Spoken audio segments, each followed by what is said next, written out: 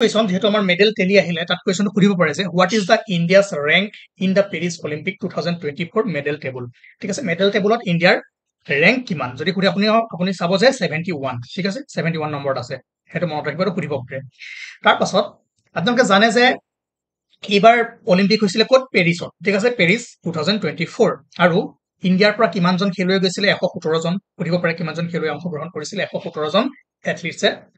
ভাগ লৈছিলে তাৰে পৰা কিমানটা আমাৰ মেডেল জিকিছিলে টোটেল 6টা 6 number of medal won by our team India আৰু তাৰে এটা আছিলে সিলভাৰ আৰু 5টা ব্ৰঞ্জ ঠিক আছে এটা ৰূপ আৰু 5টা ব্ৰঞ্জ টোটেল 6টা মনত ৰাখিব আৰু ইয়াতে জানে যে এটা এমসিকিউ বনিব পাৰে Manu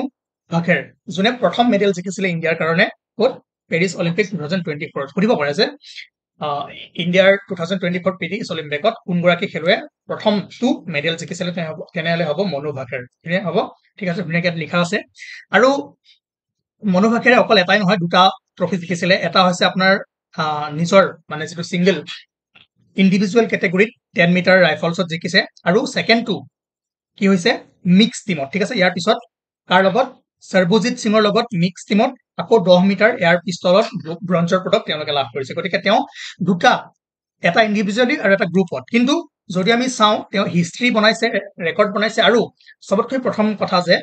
she begged a bronze and become the first Indian woman to win Olympic shooting medal ঠিক আছে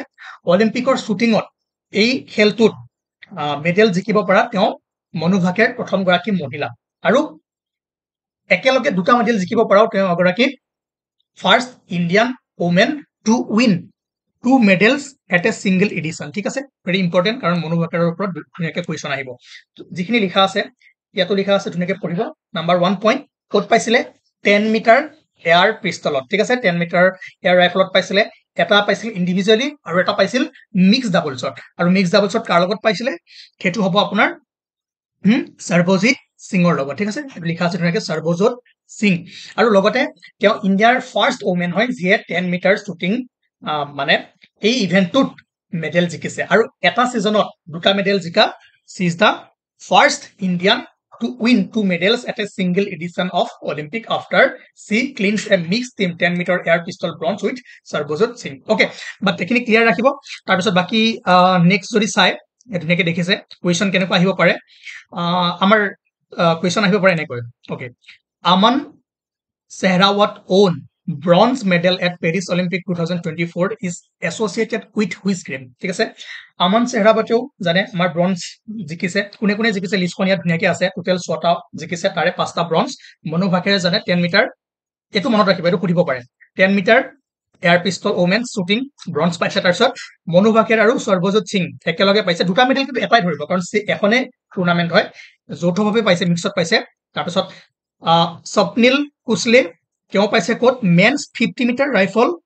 ঠিক আছে এটো মনত ৰাখিব দেই এটো 50 মিটাৰ আৰু হেতু আছিল 10 মিটাৰ এয়াৰ পিস্তল আৰু তেও মেন্সৰ 50 মিটাৰ ৰাইফল ইয়াৰ মাজত খেলমিলি কৰি দিব পাৰে গতিকে মই সৰু সৰু পইণ্টবোৰ কৈছো যত আপোনাৰ ভুল হ'ব পাৰে কুৱেশ্যন বহুতে কৰাব কিন্তু কেনেকে এক্সামিনাৰে আপোনাৰ লগত গেম খেলিব সেই বস্তুটো আপুনি এতিয়া ধুনীয়াকৈ যদি চাই গম পাব তাৰ পাছত এটো ইভেন্টটো শ্বুটিং আৰু কি পাইছে ব্ৰঞ্জ পাইছে তাৰ পাছত টিম ইণ্ডিয়া এটো মেন্স ইভেন্ট কি আছিল হকি ঠিক আছে হকিত আমাৰ ভাৰতৰ পুৰুষ দলে ব্ৰঞ্জ পাইছে অলৰেডি আপোনালোকে জানে ঠিক আছে এটো মই এখানে ফটোখন ৰাখিছো ঠিক আছে আৰু টকিঅ অলিম্পিক 2022 তেওঁলোকে ব্ৰঞ্জ জিকিছিলে তাৰ পাছত নীৰজ চোপ্ৰা যেটো আমাৰ গোল্ডেন মেন তেওঁ এবাৰ কি জিকিলে সিলভাৰ আৰু ক'ত জেভলিন থ্ৰো ঠিক আছে মেন্স জেভলিন থ্ৰো মনত ৰাখিব সুধি দিব পাৰে সহজ প্ৰশ্ন যে নীৰজ চোপ্ৰাই তলৰ কোনটো খেলৰ কাৰণে সিলভাৰ পদক লাভ কৰিছিলে ঠিক আছে তাৰপিছত আমান এই মাত্ৰ যেটো কোৱেশ্যন কৰিলো আমান সেহৰাৱত এটো কি হ'ব মেন ফ্ৰী ষ্টাইল 57 কেজি মানে ৰেসলিংত ঠিক আছে আৰু ৰেসলিংত ব্ৰঞ্জ পাইছে কিন্তু মনত ৰাখিব এটো তেওঁ হাহাটো কৰিব পাৰে কিমান কেজি 50 53 57 60 এটো কৰিব মনত ৰাখিব যে তেওঁ 57 কেজি হাহাত আছিল ঠিক আছে every point is important okay যদি মিছ কৰে আপোনাৰ মিছ মই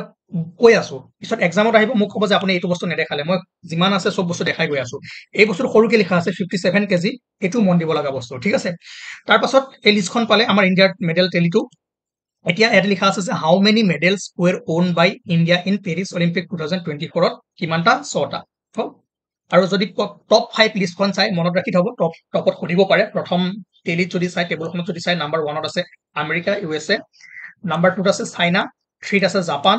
4ত অষ্ট্ৰেলিয়া আৰু 5ত ফ্ৰান্স। কিমান মেডেল পাইছে ইমান ইম্পৰ্টেণ্ট নহয়, বাছ দেশকেইখন চাই থব বাৰু। 5খনহে মনত ৰখাৰ এইখিনি কেপাচিটি আছে মই ভাবো, নাৰাখিলেও কোনো কথা নাই। এতিয়া এই কুৱেশ্যনটো হ'ল যে কোনটোত আছিলে ৰেচলিং, ঠিক আছে। তেওঁ 57 কেজি, এইটো মনত ৰাখিব, এইটো সুধিব পাৰে। অ'কে অ'কে ঠিক আছে, আমাৰ ইণ্ডিয়াৰ গৌৰৱ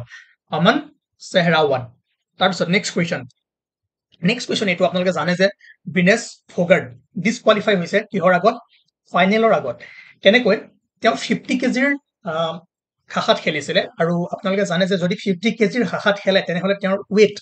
50 কেজিতকৈ 1 গ্ৰামো বেছি হ'ব নোৱাৰিব, 50ৰ তলত চলি যাব কিন্তু 50ৰ ওপৰত নহ'ব। আৰু যিদিনাখন ফাইনেল খেলা আছিলে তেওঁৰ যেতিয়া জুখিছিলে কিমান 150 গ্ৰাম বেছি ওলাইছিলে, ঠিক আছে,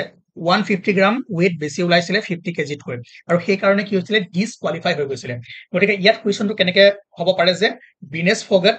তেওঁ কিমান কেজি শাখাত খেলিছিলে,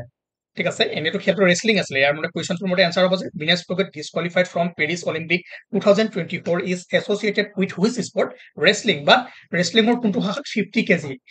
ঠিক আছে। আৰু সঁচাকৈ এইটো আমাৰ দুখৰ কথা, বেয়া লাগিছে, তেওঁ গোটেই ৰাতিটো টোপনি যোৱা নাছিলে, বহুত এক্সাৰচাইজ কৰিছিলে, দেহৰ পৰা তেজো উলিয়াই দিছিলে, চুলি কাটি চুটি কৰিছিলে, তথাপিও মাত্ৰ 150 গ্ৰামৰ কাৰণে এটা মেডেলৰ পৰা ইণ্ডিয়া বঞ্চিত হ'ল। মষ্ট প্ৰবেবলি গ'ল্ড অহাৰ আশা আছিলে, ঠিক আছে। গতিকে নিজৰ দেহক লৈ খেলুৱৈসকল কিমান কনচাৰ্ণ হ'ব লাগে এবাৰ ভাবি চাব। গতিকে ঠিক আছে, বাট আমি পিছত এইবোৰ ডিছকাছ কৰি থাকিম, কিন্তু মনত ৰখা বস্তু হ'ল ৰেচলিং আৰু 50 কেজি শাখা। অ'কে, নেক্সট কুৱেশ্যন হ'ব পাৰে এইটো, জানে Swapnil Kusale recently won a bronze medal in which sport event at Paris Olympic, ক'ত জিকিছিলে তেওঁ, শ্বুটিং, ঠিক আছে। আৰু শাখাটো কি 50 মিটাৰ, কি আছিলে, অ'কে, লিষ্টখন গৈ চাবগৈ। Okay, next question, in which year India won its first Olympic hockey gold. এইবিলাক কৰিছো 1920, যিখিনি আমাৰ ষ্টেটিক কুৱেশ্যন হকী অলিম্পিকৰ হিষ্ট্ৰী বা কেতিয়া আৰম্ভ হৈছিলে এইবোৰ নিজে চাই ল'ব, আৰু বাকী আৰু যিখিনি ৰিলেভেণ্ট কুৱেশ্যন আছে আমি অলৰেডি চিৰিজটোত কৰিছো, এইখিনি দুবাৰ কৰিব নাযাওঁ। এয়াও কৰিছো, which colour represent Asia in the Olympic ring, কোনটো কালাৰে এছিয়াক প্ৰতিনিধিত্ব কৰে, ধুনীয়াকে লিখা আছে ইউৰোপক ব্লু, আমি কৰিছো হয় নাই, যিসকলে কৰি আছে তেওঁলোকে গম পাইছে। Africa black, north and south আমেৰিকাত কিহে কৰে ৰেড, এছিয়া য়েল্লো, তাৰ পাছত অষ্ট্ৰেলিয়া কিহে কৰে গ্ৰীনে। এতিয়া যদি আমাক সোধে যে কোনটোৱে এছিয়াক প্ৰতিনিধিত্ব কৰে, কি হ'ব য়েল্লো, ঠিক আছে, মনত ৰাখিব এই 5টা ৰিঙৰ অৰ্থ। তাৰপিছত এইটো আহিব পাৰে যে what is the theme of International Olympic Day 2024, অন্তঃৰাষ্ট্ৰীয় অলিম্পিক দিৱস 2024 বিষয়বস্তু কি আছিলে, লেটছ মুভ এণ্ড চেলিব্ৰেট, ঠিক আছে। তো এইখিনি ইম্পৰ্টেণ্ট কুৱেশ্যন ইয়াৰ পৰা অহাৰ চান্স আছে, কিয়নো যিহেতু ৰিচেণ্টলি অলিম্পিক শেষ হৈছে, কাৰণ সকলোৰে যিখিনি কমন বস্তু সেইখিনি নিদিয়ে, দিলে আপোনাক কেনেকে খেলিব পাৰে, এই মই যিবোৰ ক'লো শাখাবোৰ 57 দিব পাৰে, বা স্বপ্নিল কোচলে কোনটো ইভেণ্টত তাত দি দিব 10 মিটাৰ এয়াৰ পিষ্টলো দি দিব, 50 মিটাৰ ৰাইফলো দি দিব, 50 মিটাৰ এয়াৰ পিষ্টলো দি দিব পাৰে। গতিকে ইয়াত অকণমান আপোনালোকে মন দিব লাগিব, খেলিলে এক্সামিনাৰে ইয়াতে খেলিব, বাকী যিবোৰ চিম্পল বস্তু সেইখিনি চবেই জানে, ঠিক আছে। আৰু এইটো মনোভাষাৰৰ ওপৰত এটা কুৱেশ্যন অহাটো মই দেখি আছো যে আহিব পাৰে। তাৰপিছত এইখিনি কিমান নম্বৰ ৰেংকত আছিলে সেইটো চাব, ব্ৰঞ্জ কেইটা জিকিছিলে, চিলভাৰ কেইটা জিকিছিলে, গ'ল্ড কেইটা জিকিছিলে, গ'ল্ড নাই জিকা কিন্তু দিব পাৰে, ঠিক আছে। গতিকে সৰু সৰু বস্তুবোৰ বেছিকৈ মন দিব, আৰু অলিম্পিকৰ ৰিচেণ্ট কাৰেণ্ট এফেয়াৰ্ছৰ এইখিনি আছিলে, আৰু বাকী যিখিনি ৰিলেভেণ্ট কুৱেশ্যন আছিলে আমি MCQ চিৰিজত কৰিছো, আপোনালোকে গৈ চাবগৈ, আৰু ইয়াৰ ওপৰত যদি সৰু সুৰা দুই এটা কুৱেশ্যন ওলাই তেনেহ'লে আমি কৰি যাম। বাকী যিটো চিৰিজ চলি আছে 20 তাৰিখৰ পৰা আকৌ কণ্টিনিউ হ'ব, আপোনালোকে পঢ়ক, ক্লাছ 1ৰ পৰা 20 লৈকে ভালদৰে পঢ়ি যাওক, যিসকলে নপঢ়ে পিছত পস্তাব, ঠিক আছে। পিছত ক'ব যে কম সময়ত ইমান বঢ়িয়া বঢ়িয়া কণ্টেণ্ট আহি আছিল, নপঢ়িলো আৰু এতিয়া ইয়াৰ পৰা আহি গ'ল, ঠিক আছে। গতিকে আহে নাহে পিছৰ কথা, ইমান কম সময়ত মাত্ৰ 4-5 ঘণ্টাত ইমানখিনি বস্তু দিয়া গৈছে, যদি এবাৰ চাই থয় আহকে বা নাহক আপোনাৰ নলেজটো বাঢ়িব, তাৰ পৰা নাহিলেও আপুনি বেলেগ বস্তু এলিমিনেশ্যন কৰি ফালে বেলেগ টিক লগাব পাৰিব। এনেকুৱা নহয় যে এইখিনি বস্তু পৰা নাহিলে কাৰণে আপুনি নোৱাৰিব, নহয়, কিবা যদি পঢ়িছে সেইটো যদি নাহে, কিবা বেলেগো আহে, তথাপিও আপুনি এটেম্প কৰিব পাৰিব। কেনেকৈ, ঠিক আছে, আপুনি এটা বস্তু পঢ়িলে, সেই এনচাৰটো আপুনি জানে, ঠিক আছে, আৰু এটা কুৱেশ্যন আহিলে আপুনি জানা অপশ্যন 3টাই আছে, আপুনি জানাকেইটা পঢ়ি গৈছে, ঠিক আছে, আৰু তাত এটা অপশ্যন অড দেখিব, আৰু আপুনি চাব এইখিনিতো মই পঢ়িছিলো, ইয়াৰ এনচাৰটো এইটো হ'ব লাগে, ইয়াৰ এনচাৰ এইটো হ'ব লাগে, ইয়াৰ এনচাৰ এইটো হ'ব লাগে। সেই কুৱেশ্যনটো আপুনি নপঢ়াকেও তাৰ এনচাৰ কৰিব পাৰিব, যদিহে আপুনি কনচেপ্টবোৰ ভালদৰে লৈ যায়, যদিহে আপুনি যিমান পাৰে মেক্সিমাম বস্তু পঢ়ি যায়। মেক্সিমাম বস্তু মানে এনেকে পঢ়িব লাগিব যিখিনি কামত আহে, যিখিনি বস্তু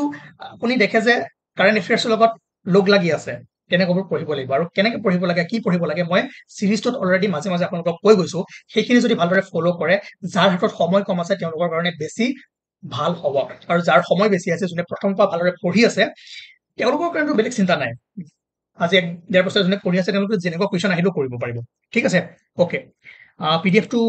পিছত দিম 20ৰ পিছত একেলগে মই ক্লাছ যিকেইটা ল'ম সেইকেইটাৰ লগত লগ লগাই দি দিম ঠিক আছে অ'কে থেংক ইউ